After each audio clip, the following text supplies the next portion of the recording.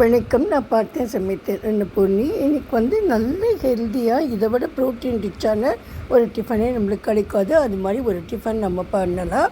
அதுக்கு என்னென்னா ஸ்ப்ரவுட்டட் அடை தான் பண்ண போகிறேன்.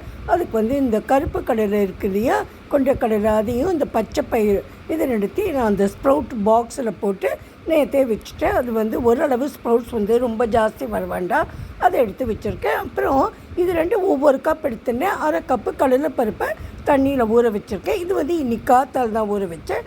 அப்புறம் அது கூட போடுறதுக்கு ஒரு 1/4 கப்பு வேர்க்கடலையும், 1/4 கப்பு வறுத்த வேர்க்கடலை, 1/4 கப்பு ஒடிச்ச கடலையும் எடுத்து வச்சுட்டுருக்கேன். இப்போ இதில் வந்து கொஞ்சம் தண்ணி விட்டுக்கிறேன். நான் அரைக்கிறதுக்கு முன்னாடி இதை வந்து நம்ம நல்லா அரைச்சின்னு வந்துடலாம். ரொம்ப ஸ்மூத்தாக அரைக்கணுங்கிறது இல்லை, ஆனால் அதுக்கு முன்னாடி இதில் சேர்க்கறதுக்காக நான் இங்கே கீரை எடுத்து வச்சுருக்கேன். இந்த கீரையை நன்னாவே அலம்பணும். இந்த வேரெல்லாம் எடுத்துகிட்டு ஒரு 7-8 தடவை கொஞ்சம் கூட மண் இல்லாமல் நல்லா அலம்பி சுத்தம் பண்ணிவிட்டு அதையும் நம்ம சின்ன சின்னதாக கட் பண்ணி இந்த அரைக்கிறோம் இல்லையா, இந்த ஸ்ப்ரவுட்ஸ் எல்லாம் அது கூட போட்டுக்கலாம். அப்புறம் ஒரு கப்பு கறிவேப்பிலை, ஒரு கப்பு கொத்தமல்லி அதையும் போட்டுட்டு கொஞ்சம் பெருங்காயமாக நம்ம எடுத்து வச்சுக்கலாம். அங்கே உப்பு எடுத்து வச்சுக்கலாம். முதல்ல நம்ம வந்து இதை நல்லா அரைச்சின்னு வந்துடலாம். அதாவது நம்ம ஊற வச்ச பருப்பெல்லாம் அரைச்சின்னு வந்துடலாம்.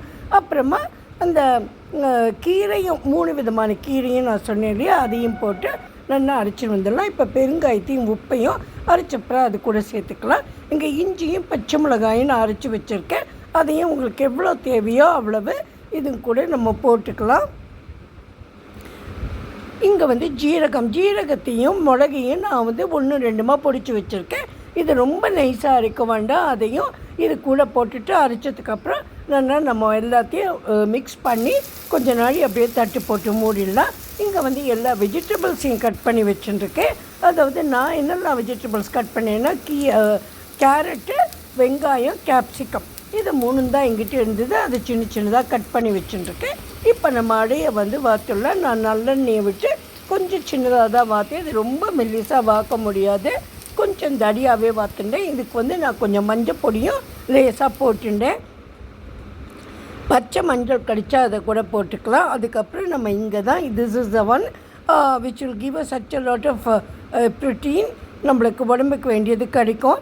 இதுக்கு என்னென்னா நம்ம அடையை சர்வ் பண்ணுறதுக்கு முன்னாடி நம்ம வெஜிடபிள்ஸ்லாம் கட் பண்ணி கொஞ்சம் ஸ்ப்ரவுட்ஸையும் தனியாக எடுத்து வச்சோம் இல்லையா, அது முன்னாடி எடுத்து வச்சுக்கணும். நம்ம அதில் வந்து 2 உப்பு, 2 மிளகு பொடி, அப்புறம் கொஞ்சம் ஒரு சொட்டு லெமன் ஜூஸ், அதாவது எலுமிச்சம்பழம், அதையும் விட்டுட்டு அதையும் அதை நல்லா மிக்ஸ் பண்ணிட்டு நம்ம வந்து அடைக்கு மேலே வச்சு கொடுக்கலாம். இது வந்து நிஜமாகவே ரொம்ப டேஸ்டியாக இருக்கும், ஹெல்த்தியாகவும் இருக்கும். அப்புறம் இது கூட நீங்கள் பிரேக்ஃபாஸ்ட் கொடுக்கலன்னா, குழந்தைகளுக்கு பழம் கொடுப்பீங்கன்னா ஏதாவது பழமும் கொடுக்கலாம். நான் ஒரு கொய்யா பழத்தை கட் பண்ணி வச்சுட்டுருக்கேன். அப்புறம் ஒரு வாழைப்பழம் அவளுக்கு எனர்ஜிக்காக, அப்புறம் ஃப்ரூட் இருக்கணும் இந்த டைஜஷனுக்குங்கிறதுக்காக இங்கே வந்து பப்பையா கட் பண்ணி வச்சுட்டுருக்கேன். அந்த பக்கம் சம்பாரம் மோர், அதாவது வந்து நம்ம இந்த தயிரை நல்லா மோராக்கிட்டு, இல்லைன்னா மோர் இருந்தால் மோரே வச்சுக்கலாம். அதில் தண்ணி விட்டுட்டு 2 ஜீரக பொடி, கொஞ்சம் பெருங்காயம், கொஞ்சம் உப்பு அதை போட்டு இலக்கி கொடுத்தா ரொம்ப உடம்புக்கு நல்லது. இது வந்து எங்கிட்ட இந்த மட் பாட் இருந்தது, அதுலேயே கொடுத்துருக்கேன். அதுக்கப்புறம் இதுக்கு தொட்டுக்கிறதுக்கு ஒரு டேஸ்ட் வேணுங்கிறதுக்காக நான் புளிக்காய்ச்சல் பண்ணியிருக்கேன். இந்த அடை வந்து நான் சொல்கிறேன் டேஸ்டியாகவும் இருக்கும், at the same time very healthy. கண்டிப்பாக நீங்களும் பண்ணி பாருங்க. நம்ம ஸ்ப்ரவுட்ஸ் எல்லாம் உடம்புல சேர்த்துக்கிறது நல்லது. அது கூடயே நம்ம வந்து இந்த வெயிலுக்கு ஏற்ற மாதிரி கொஞ்சம் மோர் நிறைய குடித்தாக்கா சூடு வராமல் இருக்கும். அதுதான் நான் எப்போவுமே அவளுக்கு காத்தால் கொடுக்கும்போது கொஞ்சம் நிறைய தண்ணி மோர் போகிறோம், அதையும் கொடுப்பேன். அதுதான் நான் இன்றைக்கி பண்ணியிருக்கேன்.